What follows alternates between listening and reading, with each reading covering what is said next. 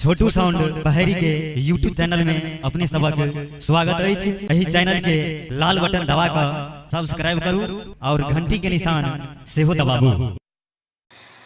गाम के अधिकारी तो है बड़का भैया हो, कोनो एतराज नहीं ना हाँ सबके भैया कहलो तेले सबके मुंह सुखा गए। अहाँ कहियो तब हम छठिन माँ सबके लिए हमहू कुछ कहबे। कोनो बात नहीं। अरे गाम के अधिकारी तो है छोटका भैया हो।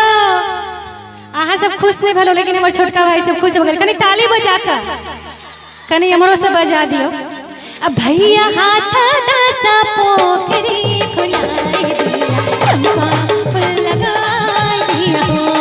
भैया हाथ दासा पोखरी खुनाई दिया, चंपा फूल लगाई दिया हो।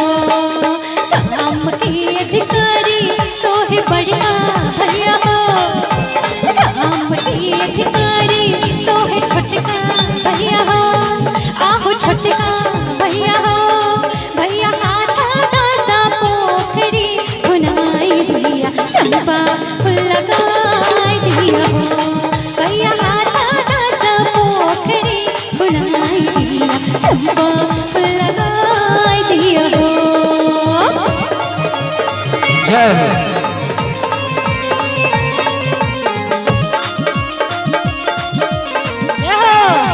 कनी ताली बजा दियो ना सब गोटे।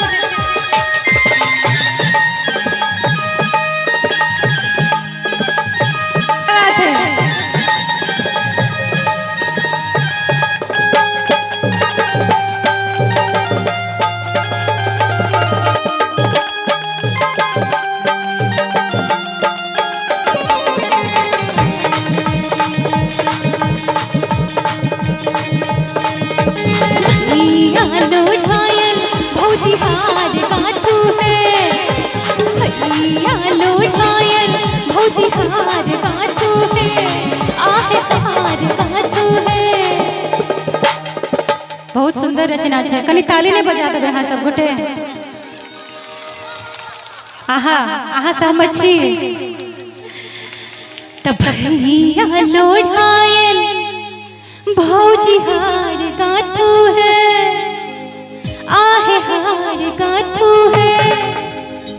आहे से हो हर पहिर बड़की बड़ी, समझ के बाकी रथ है।